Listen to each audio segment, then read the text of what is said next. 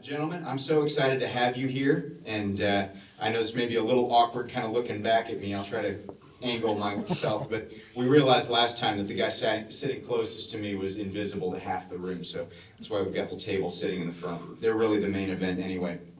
All right, so to my immediate right is Todd Carlisle, who is one of the lawyers and partners at Denton Cerroti. In the middle is Jim Weaver, who is the CEO of the Onan Group. And to the far right is Robert Jolly, who is the CEO of the Retail Companies. So excited to have you all here. Let's just go ahead and dive in and get started.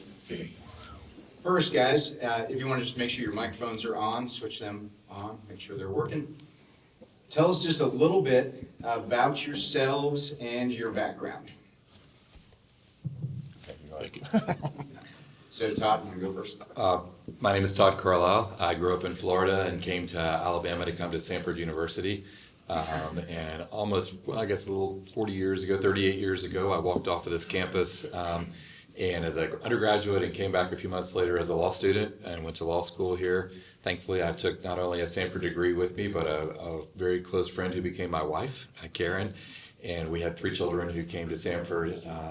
And I went straight into law practice after graduating from law. I clerked for a judge for a year and then went straight into law practice as a tax lawyer, then corporate public securities, and then M&A. So I'm sort of a mergers and acquisition lawyer. I spent 8 years as a client, sort of on the business side of the table. So raised money, built a company, went through that experience, and then we sold that. And I came back into law practice where you have a little more freedom than you do in the law in the business world. So I have enjoyed that side of it very much. It's a privilege to be here with you. Jim Weaver. I had a little bit of an unorthodox path to where I am today. Went to school, my first go around at the University of Wisconsin, state school, business major, but really wanted to be a professional musician, so I dropped out of school, out of a van for 3 years. My parents were thrilled. And eventually that ambition took me to Berklee School of Music in Boston, where I met my beautiful East Coast Italian wife. We moved to Nashville. I got a gig in Nashville. That's what got us to the South. When I got fired from that road gig in 2000, I walked into an Onan staffing branch. It was one of 4 branches at the time, looking for a warehouse job. They talked me into interviewing for a sales job. I did that. I eventually got it. And I grew up in the business. Our partners saw something in me. They gave me a lot of room to run. Moved from sales to a regional role, then to a global role. They moved me to Birmingham in 2007 to be our COO. And then last year, when we became an ESOP, an employee-owned company, a year and a half ago. And in part of that process, we formalized a structure. They promoted me to the CEO spot. And the personal front, still married to my wife, 28 years. We've got our oldest is in his 4th year at Auburn. Middle child is down at Ringling School of Art and Design in Florida. My daughter is in high school. Got a couple wiener dogs. Live in Indian Springs. We're members at Briarwood. Good morning. I'm Robert Jolly. I am 57 years old, short and bald. I've also been married for 28 years. I'm father of 3 young adult children. My son is a 2nd-year dental student at UAB, and my daughter Ruthie works with me, which is a joy, and then my youngest daughter is a senior at Alabama. I grew up in Montgomery, kind of middle-class family. Money was tight, so I started side hustling as a 12-year-old, and kind of the entrepreneurial seed was planted at a young age. I went to the University of Alabama, graduated in 1990, got into corporate America, went to work for Black & Decker. Lived all over the country, moved to Memphis, Baltimore, Los Angeles. In Los Angeles, I was managing the Home Depot account, gave me some great experience in the retail world. But the entrepreneurial nudge kind of pushed me impulsively to load a U-Haul and drive back to Birmingham. Got the commercial real estate business in 1997. Worked for EGS Commercial Real Estate, which is still a great company here in Birmingham. Was there for until 2005. I started my own company, Retail Specialist. As the name implies, we focus entirely on the shopping center world. We do all things retail, from leasing, management, tenant representation, a little bit of development. In 2010, we started our sister company, Retail Strategies, which takes our commercial real estate and experience and expertise to municipalities. So our client base are city governments across the country. We've been hired by 1,500 cities in 40-something states across the country where they outsource retail recruitment. So I'm also very delighted to be here. It's an honor. Got some co-workers and some lifelong friends in the room. So, and I will say, the last time I had a microphone in my hand, I was singing "Sweet Home Alabama" in karaoke. So I'm not going to do that today. Oh, that's going to be great. I didn't realize we had musical, well, I No. knew we had musical talents because Jim actually has a band called Sour Cream and Onan. Yes, yes. All right, this is a really important question. You kind of hinted at it, Jim, so maybe if you want to start us on this. I think everybody in this room wants to be successful. And you came here this morning, hey, these are three guys who're managing partner, CEO. These are men who, by worldly metrics, have been very successful. But I would love for you all to share a little bit about how your failures have grown and shaped you and built you, into the opportunities you have today. My biggest, I talked about how I got fired from my road gig. And that road gig was, I had clawed my way. I lived out of a van for 3 years, hand to mouth. My wife and I were buried in debt. And I took every gig. I played in a circus. I took any gig possible. And I finally scratched my way to getting on the tour bus. To the point where in 2000, I was finally making enough money to where I could just play music and not have to do a side hustle. And it was like it wasn't the top of the mountain, but it was a nice vista. And that phone call came, the tour manager called and said, hey, we're going another direction with the drum chair. And it may sound like, oh, you weren't able to be a rock star, poor thing. But I had put everything into that. To the point where it was an idol. It really was. But it was absolutely devastating to me. And it was looking back at it, that was like God said, yeah, your drums are cool, but I've called you to be a leader. And that moment, that was the trailhead to the path that I've been on. And guys, I used to look at obstacles as being in the way. The obstacle is the way. And, you'll hear Tony Robbins talk about that, and that's a Stoic saying, actually, the obstacle is the way. But as believers, Romans 12 tells us God is working all things together for our good and for his glory. So that promise is underwritten by the blood of Jesus, that he is every single setback holds opportunity to advance the kingdom, for us to grow in the Lord, for us to glorify God and bring him glory. And I know it's said, but man, if we can so failure, stretching to the point of failure, I think is really important, because that's when we're weak, then God is strong, right? So you cannot live a life where, my advice is to live a life that people look at and say, there's no explanation other than God. And I think that's the place we need to be as believers in the workplace in our lives. Tom? I think I would say to you the most important things I've learned have been out of the failures, the hard times. I often say I want to follow leaders who walk with a limp, and I think as a Christian it's really important to walk with a limp, to realize your weaknesses. And in my career, God's been very kind. There have been very good things that have happened at times, but it's the very, very darkest and deepest moments of discouragement and those hard things you go through when the phrase that kept coming back to me is, Lord, I don't know what to do, but my eyes are on you, from the Old Testament, and that passage from Jehoshaphat, and just that whole idea of coming back to that. There have been multiple seasons in my career, as a quote leader, when you have organizations that you're responsible for that go through hard times, where I've had to, resort, if you will, to, in one way of saying it, I guess in my human terms, but to fall back on, I only have Christ. And those are the greatest, sweetest things today in my life. And I'm so thankful for those times. And I think that if there's anything that I want in one sense is to help your children never face hard times. But on the other side of that, I know that particularly for my son, as I'm bringing him along, I have a wife and two daughters, and I don't understand women, so I'll just be really clear. But I get men, and I know that men need to go through hard times that shape them. And that's really what I enjoyed about getting to know Robert and Jim a little bit here, is that exactly what their stories are. And we would all tell you it is the hard times that have shaped us that have been most important in who we are today, because it's not about us, it's about Christ. And that's what the hard times teach you. And I'm so thankful for those. I'm a much better advisor because I've seen the dark days, and I can advise somebody through those days, losing a dear friend and CEO to death, business almost failing, taking a law firm through COVID, some very challenging times where you just don't know what's going to happen.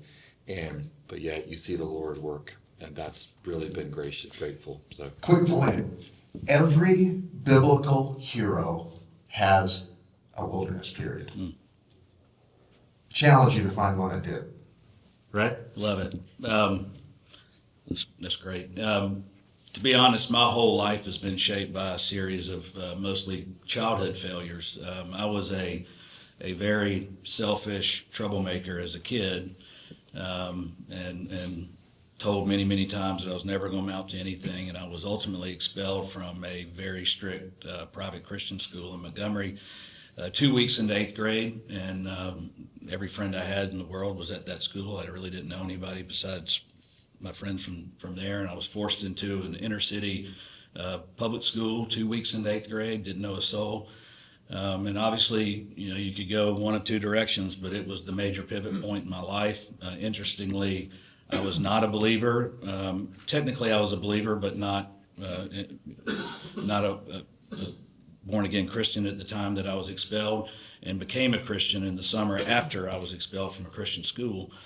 But my whole life changed at that point. I literally grew up overnight, and committed that I was, one, going to prove my parents being among them, the grown-ups saying that I was never going to amount to much, but also just knew that that life that I was living up until that point, that selfish, troublemaking life, was not who I wanted to be.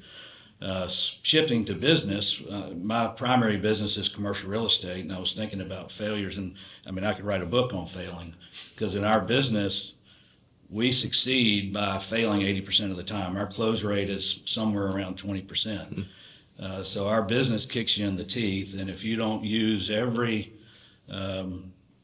failure as a way to build, learn, teach, then you're missing a great opportunity to take, I think, what God means for us in failures is that's to draw us to Him for strength and hope. And so we fail more than we succeed. It sounds silly, but it's just the business that we're in.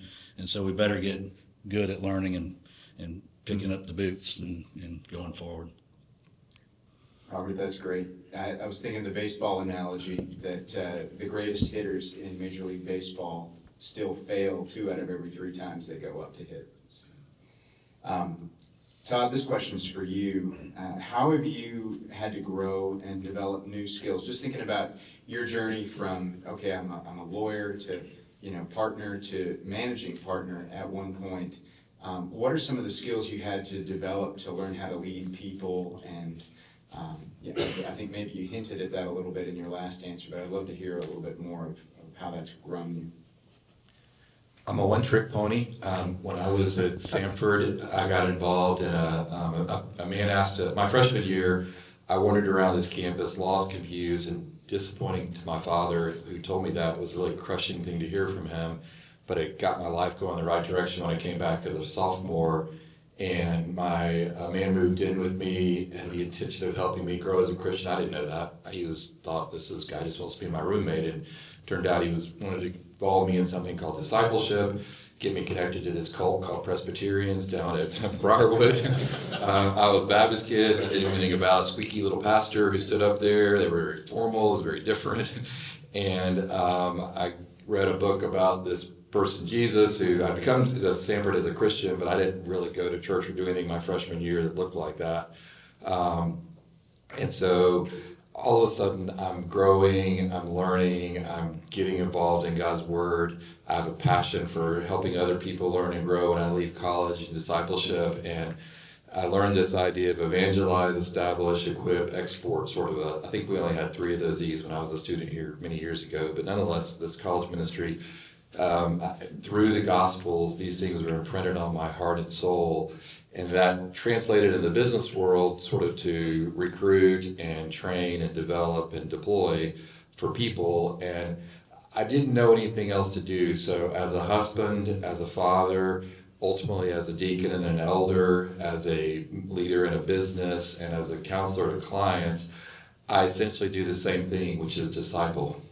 You're either in the evangelism place, in the business context, that's recruiting for me. So there's a young man I'm recruiting that's a law student now that's got the skills I think we need. I started recruiting him last year. If we're successful in hiring him, he won't start until 2027. It's a long hiring process in the law firm world, but I'm engaged in that's recruiting. I constantly am trying to train, develop, and deploy the other members of my team within Denton's. And then myself, I constantly have to recruit myself back to my job. There are lots of days where you come back. I do a lot of work with families, successful families, that can be really complicated. And so you go home lots of days like, what am I doing? Why am I doing this? This is really hard.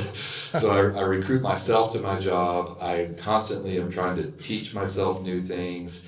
And that same circle of recruiting and training and developing and deploying, or evangelizing, establishing, equipping, and exporting myself spiritually, that's what I do. I constantly go through that process spiritually in my life. That's how I approach my children, my team at work, everything I do in discipling of men.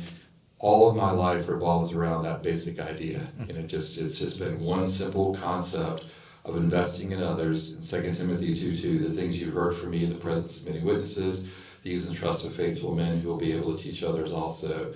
That is, in fact, basically the defining principle of my life since I left this place as a student, by God's grace. And so I'm a one-trick pony, as I tell people. That's about it. To myself and to others, that's essentially it. But I need all of that myself. It's not about the grandiose side of helping others. It's about seeing myself and my weaknesses, constantly working through the evangelism I'm past, but with myself, but the establishing, equipping, and exporting, I constantly put myself back through that circle of personal training and my personal development in my own life. So That's cool. 2 things. I think you just heard him very articulately explain how his walk as a believer and his work are the same thing. And I think that's really important for us to hear. The second thing is that was probably about the best commercial for our 3rd summer series that I could have imagined, because the executive director of Campus Outreach, Olin Stubbs, is going to be with us on the 5th, and he's one of the best developer of people that I know, and that's why he's going to be speaking for us. So thank you, Todd. Jim, next question is for you. How do you define success in your business? You know, with Onan, I mean, I think it's an amazing company. You help find people jobs, which is a pretty cool role. So just explain that for us, please. We're in the staffing business. So yeah, we put people to work for a living. And our core purpose is to create opportunity and empower people. And we really, really try to live that. So our baseline metric, our KPI, our measure of success is what we call lives impacted. And that is simply the number of folks that we have. Well, it's not really simply that. On the surface, that's the number of folks that we have on assignment with our clients. What I like about that metric, though, is it does kind of 3 things. Calling it lives impacted, it reminds our team that we are here to have a positive impact. It reminds them what we're doing. Second thing is that fosters a strong culture. It's part of the fabric of our culture. And the third thing, as that number grows, and this is not the 3rd most important, this is equally important, that's our revenue driver. Because you have to have financial success in a business to be able to do what you do. That's the fuel, right? So it drives all three of those things. And the growth of that number, we got about 15,000 lives impacted right now. We call them teammates. We have about 15,000 teammates on assignment today. Growing that number is important, I think, because growth is the market's way of telling us how much value we're adding in the marketplace. If we're providing excellent value in the marketplace, our business is going to grow. If we are in the years where we're mediocre growth, subpar growth, that's the marketplace's way of giving us feedback that, hey, y'all aren't that great. And that's important, number one, obviously, for the performance of the business. Number two, it's important to me as a believer because I take what Paul says in Colossians 5 very seriously.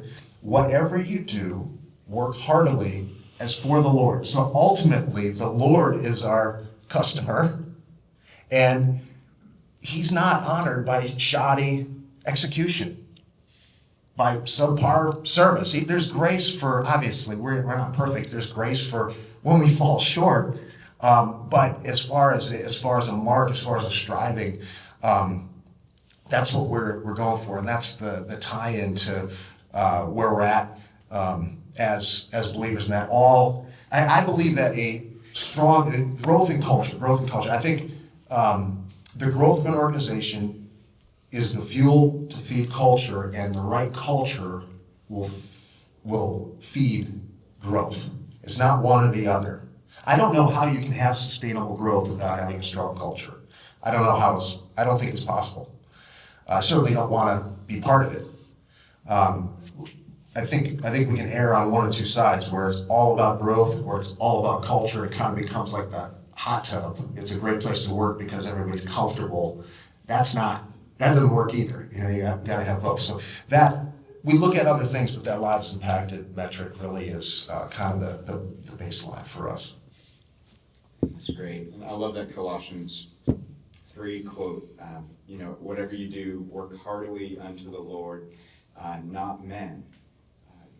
God sees what you do, even when your boss doesn't, and that's a reason for doing excellent work, even when you think nobody's looking.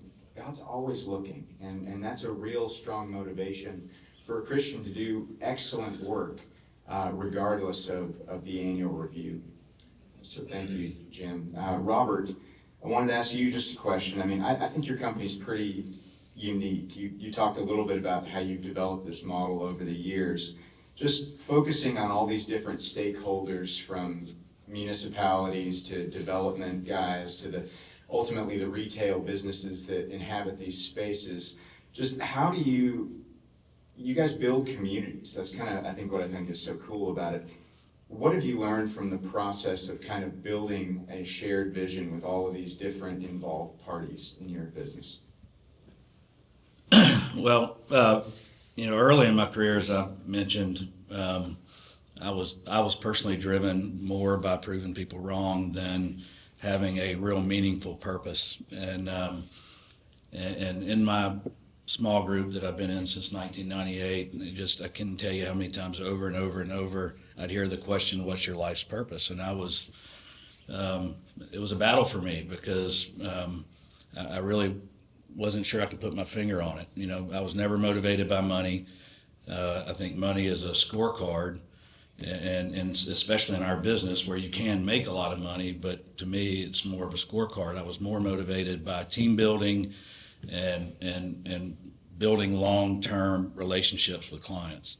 And you do that by practicing the golden rule and putting other people's interests and needs before your own.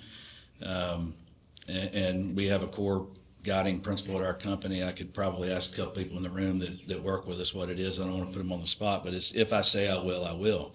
And so, delivering on your promises is our core value. We have others, but that's our guiding principle. My purpose, what's interesting, and somebody mentioned small miracles and God's work, and I woke up and I'm like, wait a minute, I am living in flow with my life's purpose, and truly, what for me, what all of a sudden kind of launched my career personally